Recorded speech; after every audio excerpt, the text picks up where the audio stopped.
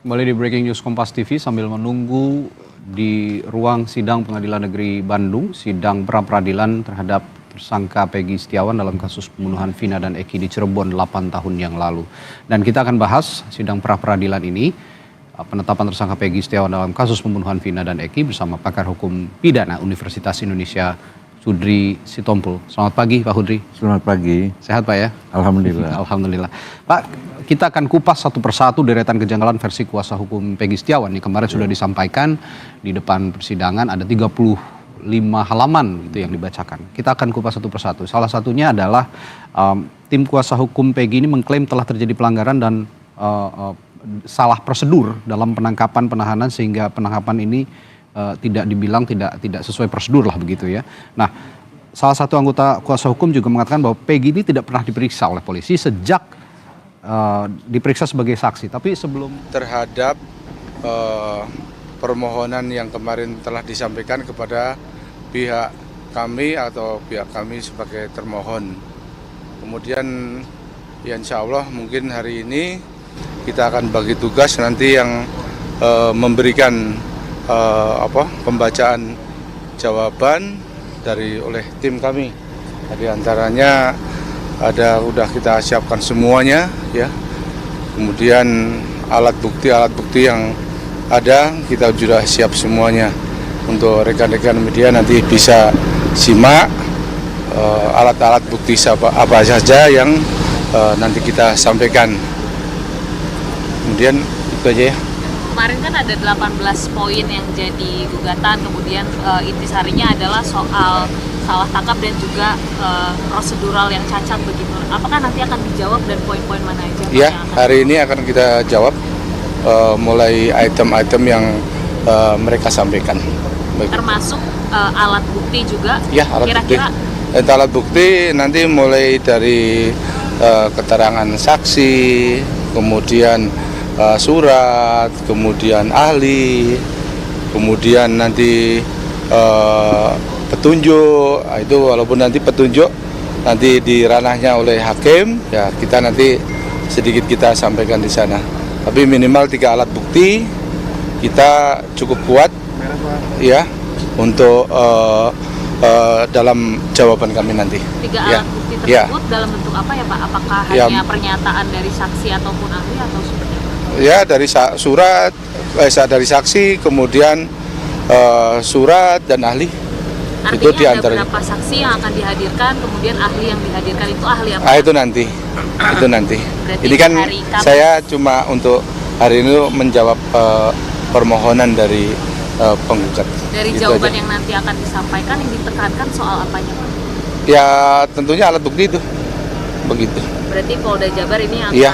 Kita kan harus dalam meningkatkan status tersangka itu kan minimal 2 alat bukti. Jadi 2 alat bukti itu akan kami pertahankan. Begitu. Syukur-syukur mungkin lebih. Begitu. Ya, ini udah jam 9. Ya, makasih ya.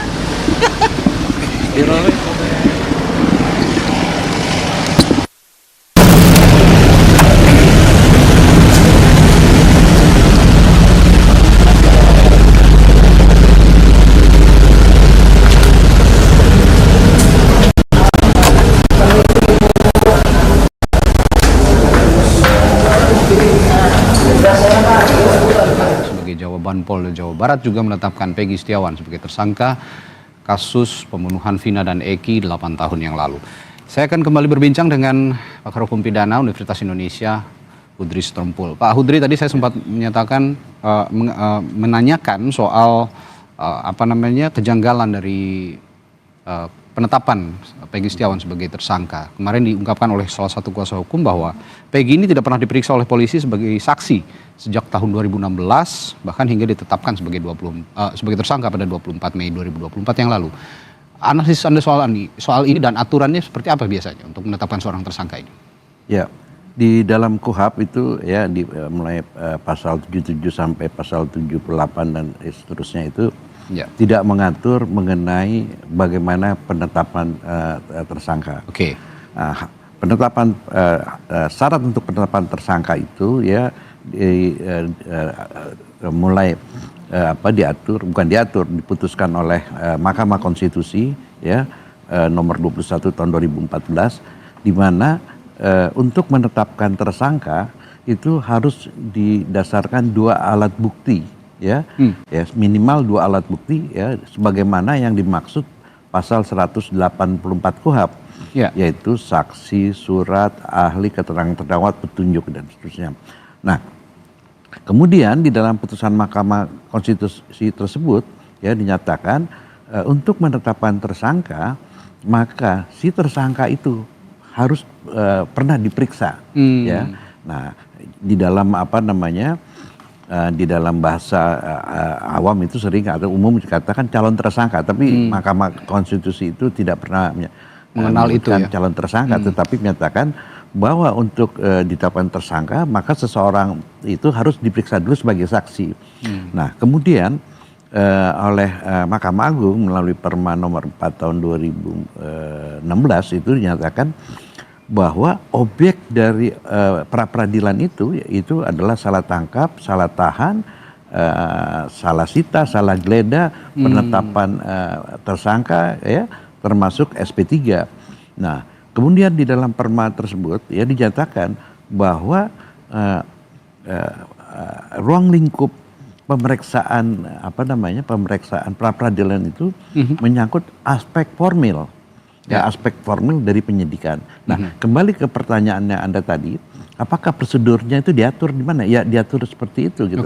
Nah, kalau kita ikuti, ya, dari media bahwa penetapan Peggy Setiawan ini, ya, dikatakan tidak melalui prosedur, karena kan dugaan para penasihat hukum itu Peggy Setiawan itu ditahan karena ada putusan pengadilan negeri yang lalu, ya.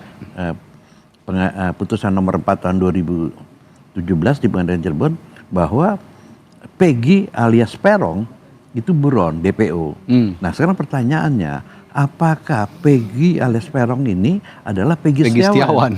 Itu kan. Nah, sedangkan dari keterangan orang tuanya termasuk adiknya Peggy, bahwa dahulu tahun 2016 kalau nggak salah Agustus atau September gitu, beberapa hari setelah kejadian itu didatangi oleh penyidik, ya, dan diambil disita surat motor dan beberapa barang itu. Sejumlah barang bukti. Dari berdasarkan keterangan tersebut bahwa polisi yang datang itu tidak memperkenalkan surat identitas dan surat ini, dan tidak ada panggilan, tidak ada surat izin penyitaan, tidak ada berita penyitaan.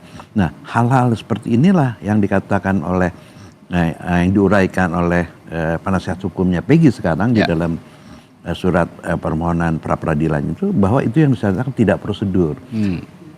Nah, memang bahwa kalau terjadi penyidikan, ya, tidak melalui prosedur, maka itu potensial bisa dibatalkan oleh putusan pra peradilan gitu. Jadi bisa dinyatakan penyidikannya tidak sah, atau penetapan seseorang tersangka itu tidak sah. Nah, dalam kasus ini kalau kita ikuti kemarin, bahwa yang dituntut itu penetapan Peggy sebagai tersangka, bukan penetapan penyidikan. Nah, kalau penetapan penyidikan ini kan mungkin ini sudah lewat prosedurnya, karena orang-orang yang 8 orang itu sudah dihukum gitu loh, ya. Jadi agak sulit dinyatakan untuk mematahkan penyidikan itu tidak sah. Jadi kalau kembali lagi di apa yang ditanyakan, bagaimana prosedurnya? Ya, itulah prosedur yang tadi, ya, di KUHP tidak diatur, tapi diatur di dalam putusan Mahkamah Konstitusi dan peraturan Mahkamah Agung.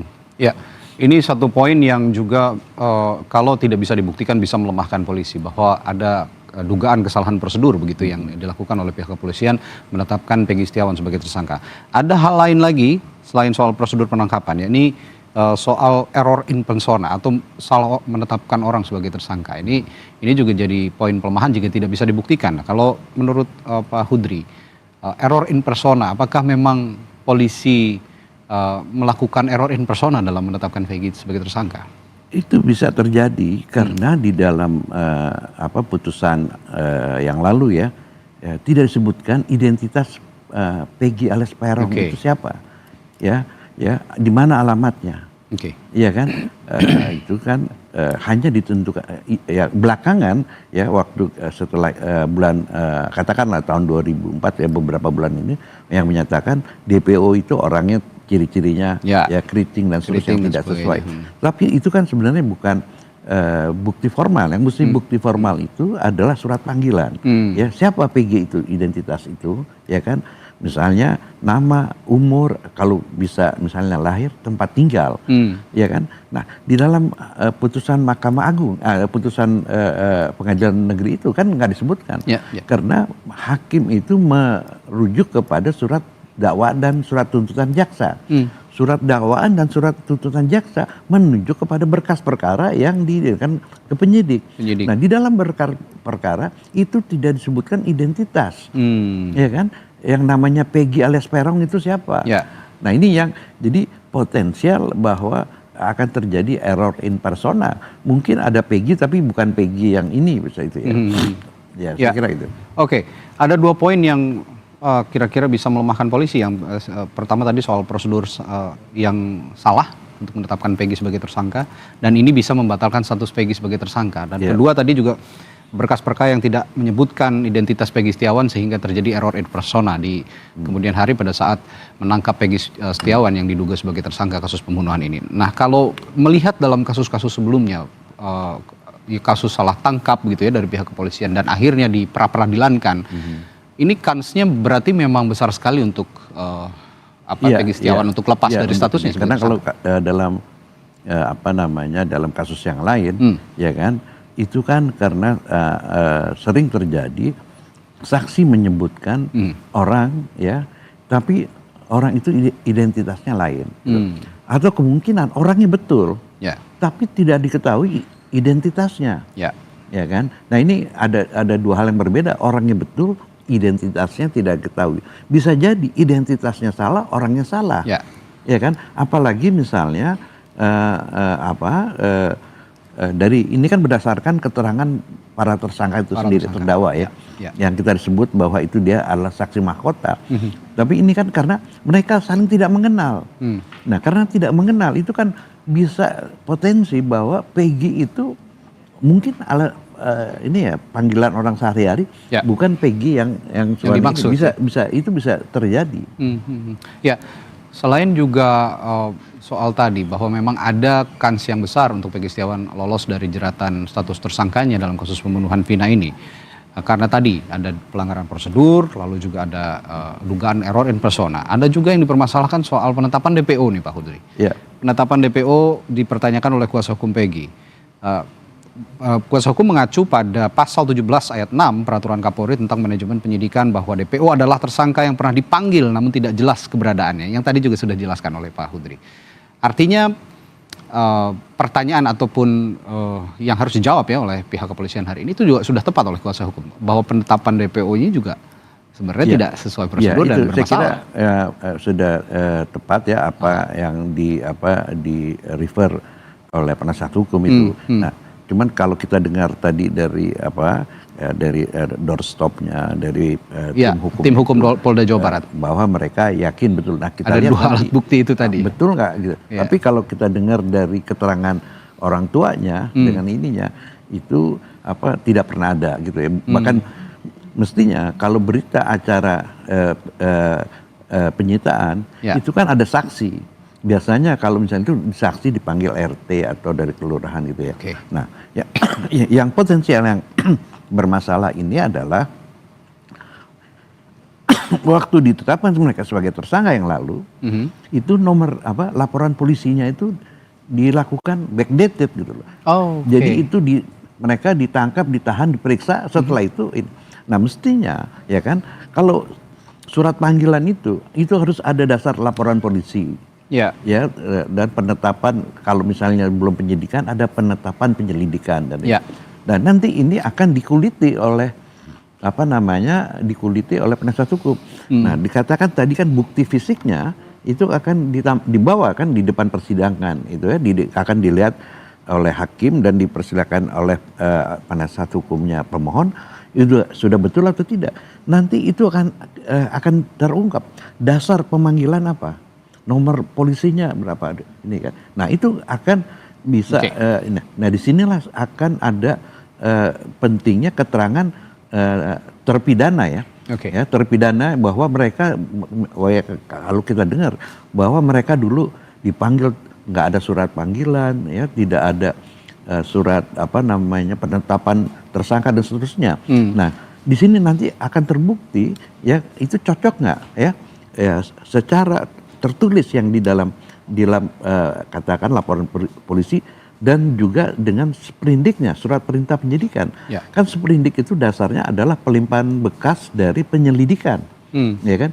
Nah itu cocok nggak ya sprindiknya, nomor dan seterusnya itu nanti akan terlihat. Nah sekarang pertanyaannya mungkin karena ya banyak ini juga pendapat mengatakan bahwa surat-surat sebagai pihak termohon